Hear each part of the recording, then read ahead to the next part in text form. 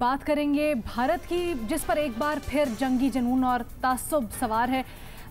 इसी शायद तासुब में और जंगी जुनून में सवार होकर अजीब व गरीब बयानात सामने आ रहे हैं। भारत के वज़ीर दाखिला अमित शाह साहब वो कहते हैं जी हमने हवाई और सर्जिकल स्ट्राइक करने का हुक्म दे दिया है। तर्जुमान दफ्तर ख़ारजा का बयान भी इस पर सामने आया है। वो कहती हैं कि सख्त रद्द-ए-अमल का उन्होंने इजहार किया और कहा है कि गुज़श्ता साल फरवरी को याद रखे भारत कुछ भी करने से पहले। वज़ीर ख़ारजा शाह महमूद कुरैशी कहते हैं कि जी अमित शाह का बयान बहुत ही गैर जिम्मेदाराना है, इसका दुनिया नोटिस ले और भारत ने अगर हमला किया तो फौरी जवाब दिया जाएगा। उन्होंने कहा कि पाकिस्तान ने हमेशा अमन की बात की है, भारत लद्दाख पर सर्जिकल स्ट्राइक क्यों नहीं करता है। इस तमाम तर मामले पर सवाल अपने एनालिस्ट से हमारा कुछ यूँ है कि भारत के इस रवैये के खिलाफ पाकिस्तान को सिफारती महाज पर किस तरह से मुतहरिक होना चाहिए। मज़हर अब्बास साहब क्या समझते हैं?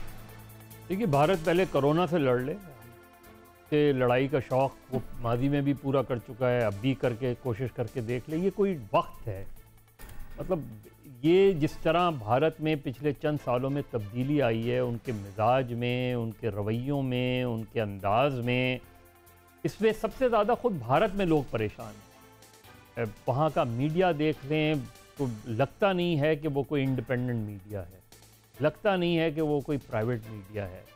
वहाँ का सेकुलरिज्म तो खैर ख़त्म ही हो गया है वहाँ, उसमें चाहे वो आइन में है या नहीं है, लेकिन वो ख़त्म ही हो गया है।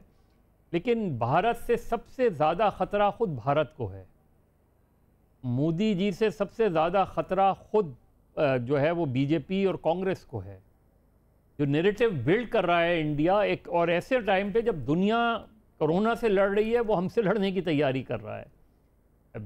मेरा नहीं ख्याल कि इससे उसकी ये शायद अमित शाह ने बयान किस उसमें दिया है, अटेंशन डाइवर्ट करने के लिए, वहाँ तवज्जो हटाने के लिए और अपना बीजेपी का एक नैरेटिव बरकरार रखने के लिए, क्योंकि उनका नैरेटिव अमन है ही नहीं।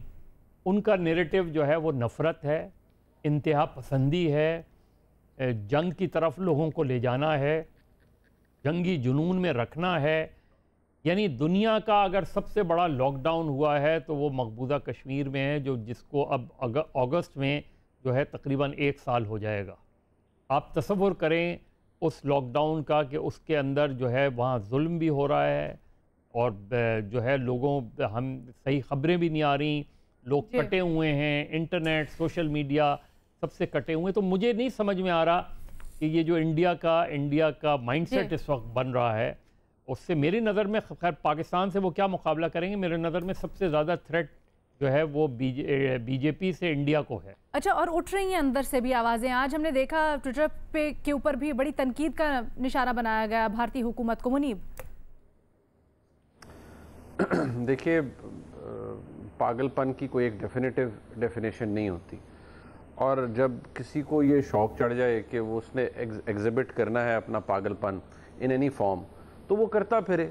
ये बात एग्री करता हूँ मैं मज़हर साहब से कि आप दुनिया में हालात देखें, क्या आप इस पोजीशन में हैं कि आप इस तरह की बेतुकी बातें करेंगे? ये कोई इंसान आदमी है कर सकता है, या कोई इंसान हुकूमत ही ये कर सकती है।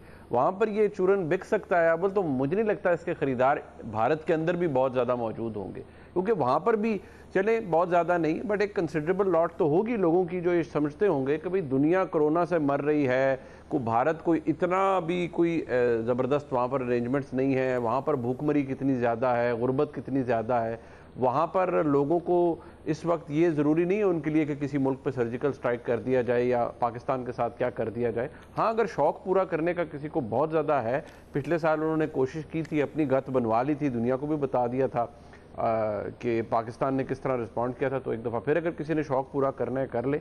लेकिन मैं नहीं समझता कि ये कोई अक्लमंदी या दानिशमंदी के ऊपर बेस की हुई बात है। हाँ, अगर अपना मसल फ्लेक्स करना है तो फिर वो वाकई बात किसी ने सही की है। मज़हर साहब भी कह रहे थे भाई लद्दाख पर भी करके देख लें, वहाँ जाएँ, वहाँ पर स्कोर सेटल करें चाइना के साथ। अब तो मीम्स बन रही है मोदी साहब की कि जब पाकिस्तान से बात करनी होती है तो आप एक तंदुरुस्त किस्म के पहलवान बन जाते हैं, और वहाँ जब आप चाइना से बात करते हैं तो एक लागर किस्म की शख्सियत बन जाते हैं। तो ये पागलपन है, और जैसे मैंने शुरू में कहा कि पागलपन की कोई एक डेफिनेशन नहीं हो सकती। चाइना के साथ उन्होंने करने की कोशिश की ना, लेकिन वहाँ पे हजीमत का सामना उठाना पड़ा। हसन निसार साहब, आपको क्या लगता है? देखें, ये एक इंतहाई अहम पहलू इस सवाल का तो मज़हर साहब ने और मनीब साहब ने बड़ी तफसील और ख़ूबसूरती से बयान कर दिया। दिलचस्प सवाल है, लेकिन बेहतर होता आप किसी सफारतकार से पूछते।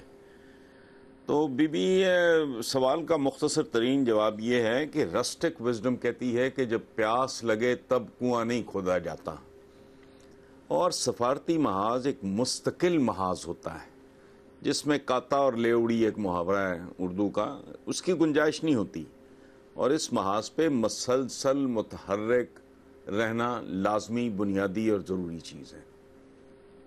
तो ये तो इसका एक बुनियादी सा जवाब है। ठीक है इरशाद भट्टी साहब, हसन निसार साहब, ठीक है, हसन निसार साहब कहते हैं कि सिफारती महाज पर मुसलसल मुतहरिक रहना होता है। आपको क्या लगता है, क्या जो एफर्ट्स कर रहा है पाकिस्तान वो काफ़ी हैं सिफारती महाज पर?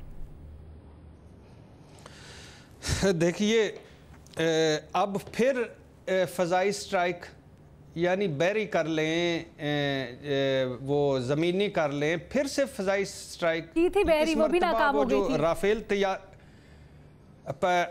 राफेल तैयारे पे नारियल फोड़ रहे थे, अमित शाह साहब थे गालबन या कौन थे वो, और इस मरतबा एक काम करें यार, इस मरतबा अमित शाह को किसी तैयारे में बिठा कर भेजें यार, उसे हम अपनी फ़ौज दिखाएं, अपनी फ़िज़ाइया दिखाएं, अपनी बहरिया दिखाएं। मैं उसको रिपोर्ट कार्ड में बिठा के एक दिन सवाल के जवाब दिलवाऊंगा। हम अपने साथ में प्रॉमिस, अभिनंदन को नहीं भिजवाना प्लीज़, भारत अल्लाह के नाम पे अभिनंदन को नहीं, वो बहुत हम चाहे हमारी वो अभिनंदन मूछों वाला भाई जो है ना चाय बड़ी पीता है और फिर जाते हो हमारा सूट भी ले जाते हैं अपनी वर्दी यहाँ छोड़ के। तो ये अभिनंदन नहीं, इस मरतबा अमित शाह अपने 2 जोड़े लेके आए, मैं चाय भी पिलाऊंगा, कॉफ़ी भी पिलाऊंगा, और अमित शाह को पूरा इस्लामाबाद क्वारंटीन कैंप भी दिखाऊंगा, और फिर इमरान खान साहब के सारे पिछले भाषण भी सुनाऊंगा। और तो इसके बाद ये अभी आज ही कल गौ मूत्र प्रधानमंत्री नरेंद्र मोदी एक गाय को ऊपर वो उस पे तेल लगा रहे थे, एक खूबसूरत सी साड़ी उसको इनायत कर रहे थे और उसको नारियल खिला रहे थे, लेकिन बापू बैल कहीं नजर नहीं आ रहा था। ये ज्यादती है, बापू का भी एहतराम करें नरेंद्र मोदी साहब। असल में प्रधानमंत्री नरेंद्र मोदी का भारत जो है ना बेचारा परेशानियों में, बड़ी परेशानियों में घिरा हुआ है। सख्त लॉकडाउन ने सवा सत्यानाश कर दिया, मईशत तबाही के दहाने पर बेरोजगारी 15 करोड़ तक पहुंची हुई, लोग यूं भूख से मर रहे हैं कि दूध का टैंकर उल्टा तो इंसान और कुत्ते इकट्ठे बैठे हुए थे। भारत पहली दफा गैर मुल्की इमदाद मांग रहा है और इस लॉकडाउन के बावजूद कोरोना फैल रहा है। दूसरी तरफ चीन फेंटी पे फेंटी लगा रहा है, 4 kilometre actual line of control के अंदर आकर चीनी क्लेम लाइन ऑफ कंट्रोल में बैंक मोर्चे तबाह कर चुकी चीनी फौज अमित शाह के राफेल तैयारे को बुला रही है, मगर वहां कोई नहीं जा रहा। भारतीय फौज को भारत में ब्रायलर फौज कहा जा रहा है, मजाक उड़ाया राजा। अब बल्कि वो हमारा मेरा एक और दोस्त भारत में रहता है जनरल बख्शी, वो जो हर वक्त सवेरे उठता है मसवाक से लड़ना शुरू कर देता है, दरख्तों से लड़ना शुरू कर देता है, घर में मोर्चे बना लेता है और इतनी उसके मुंह से रालें निकलती हैं कि तबाही हो जाती है। उसकी एक कटी मूंछ वाली तस्वीर वायरल हो रही। और तो और सलमान खान, शाहरुख खान, सुनील शेट्टी, सन्नी देओल भी नहीं है, वो लद्दाख की तरफ एक बंदा फौज को तबाह कर देता था फिल्मों में। अच्छा, लिहाजा इस मुश्किल वक्त और इस शर्मिंदगी के आलम में भारत के पास और बचता क्या है? पाकिस्तान को एक धमकी लगा दो, खुश कर दो। हमें होशियार, बाखबर, चौकस रहना चाहिए, मगर हर गीदड़ धमकी पर मुल्तान के शाह महमूद कुरैशी को जवाब देना नहीं चाहिए। वो कुछ कभी कभी छोड़ भी दे। और भारत को तो अब नेपाल आंखें दिखा रहा है, और खुदा के लिए भारत को एक आखिरी अर्ज है, कोरोना से लड़ो, बेरोजगारी से लड़ो, गुर्बत से लड़ो, महंगाई से लड़ो। बड़ी साहब, ये बाबर सत्तार साहब से पूछते हैं ना, बाबर सत्तार साहब, दुनिया ऐसा कोरोना के लिए परेशान हुई फिर रही है, कैसे इससे लड़े? भारत पे जंगी जुनून सवार है, क्या हो रहा है ये? देखिए, भारत, हम कई दफा बात कर चुके हैं, एक मोदी सरकार की एक पॉलिसी है पाकिस्तान की तरफ, जब तक ये हुकूमत रहेगी हालात खराब रहेंगे। सो ये तो हमें एक्सेप्ट करना पड़ेगा। पाकिस्तान जो कुछ कर सकता है वो कर रहा है। प्राइम मिनिस्टर हर 15 दिन बाद इंटरनेशनल कम्युनिटी को बावर कराते हैं कि जी फॉल्स फ्लैग ऑपरेशन भी इंडिया कर सकता है, बाकी चीजें भी, तो इतना ही कर सकते हैं। भट्टी साहब की तकरीर ने मुझे याद कराया कि जब हम स्कूल में थे तो वो जो हिस्ट्री का लेसन होता था, क्लास होती थी, उसके अंदर इसी तरह का नैरेटिव था कि हमारे बड़े अच्छे दोस्त चाइना ने 1962 के अंदर इंडिया को तबाह बर्बाद कर दिया और ये वो। तो देखिए बाकी मुल्क आपस में क्या कर रहे हैं, इस पे इतने बगले नहीं बजानी चाहिए हमें। सो इंडिया और चाइना के दरमियान क्या हो रहा है, उससे टेम्परेरी रिलीफ तो हमें मिल सकती है, लेकिन कोई लॉन्ग टर्म हमें उसमें फायदा नहीं है।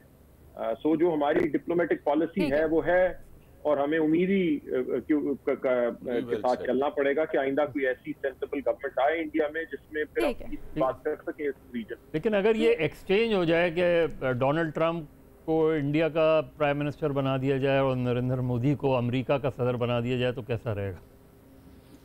मजहर साहब वो अभी भी अपनी जगह पे काम कर रहे हैं, जिस तरह का आप चाहते हैं कि वो करें। एक जैसा ही रहेगा। थोड़ी सी अमरीकियों की उर्दू अंग्रेजी कमजोर हो जाएगी बस। ठीक है, यहाँ पर एक छोटी सी ब्रेक लेते हैं, उसके बाद अपना अगला सवाल रखेंगे एनालिस्ट के पास। Take a break.